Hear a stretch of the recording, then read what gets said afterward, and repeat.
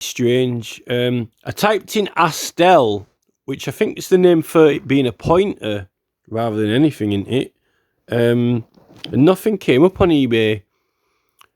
So I typed in Alfred Jewel, and there's not really much there except this. I don't know. It looks like a postcard. It's this the strangest postcard I've ever seen. So it's someone for £5.75. Someone's selling a postcard. Now I'm guessing it doesn't have that bright green writing on it when you buy the postcard. They've put that over for copyright purposes. Not many people bother doing that on eBay. They've put Dodo photo eBay. This is postcard. And then on the back as well. Why haven't they put this is a postcard? But this is postcard. Although sometimes I can't be bothered writing all the letters sometimes when I'm in chat. But it's funny because I did the postcard of the map.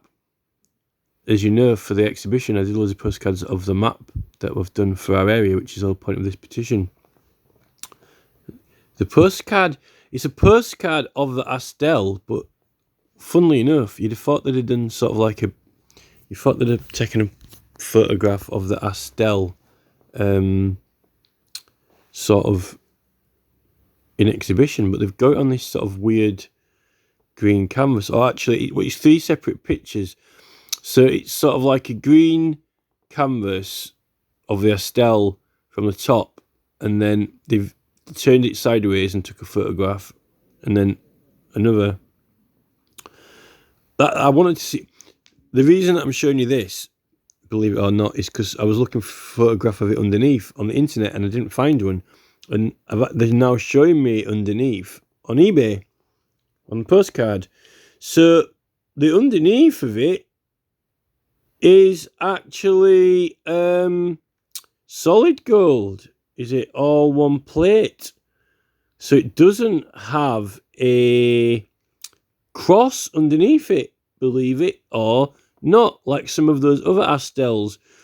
There are some circular astelles that are sort of only fastened around the edge, and then it's kind of held in with like a cross section underneath. But this one is completely and totally the jewel itself, so you don't actually get to see the jewel. Now, on some of the other astelles that I was looking at, it's obviously like it's crystal, so you can actually see inside the crystal. You can actually see the crystal. But on this one, it's solid gold, so you don't actually look at the crystal part of it. It actually, now it looks like, actually looking at it underneath, right? If you put the pointer in it, the stick in it, right, and look at it from underneath, then it's going to look like a snake biting onto a big tear-shaped thing, isn't it? Which is quite interesting, although it might not fit it in its mouth because snake's jaws can only open so far. But you have got this reptilian.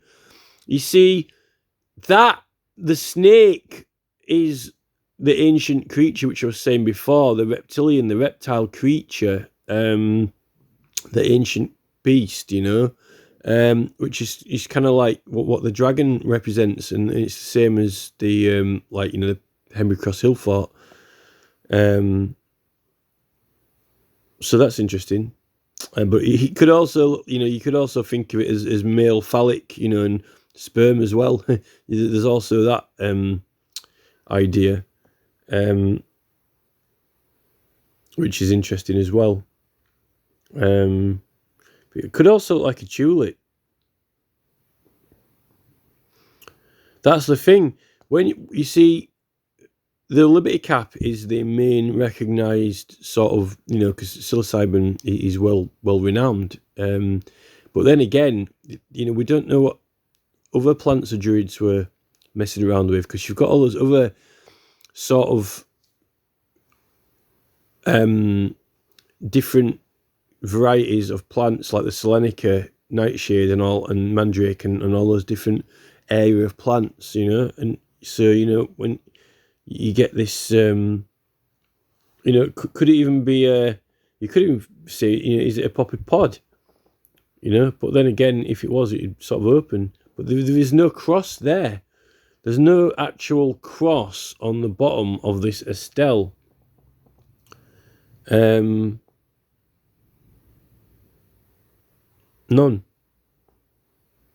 So I tend to think that it wasn't poppy pod. I like the writing on it. I think the writing's great. So the bottom's solid. See, from the side,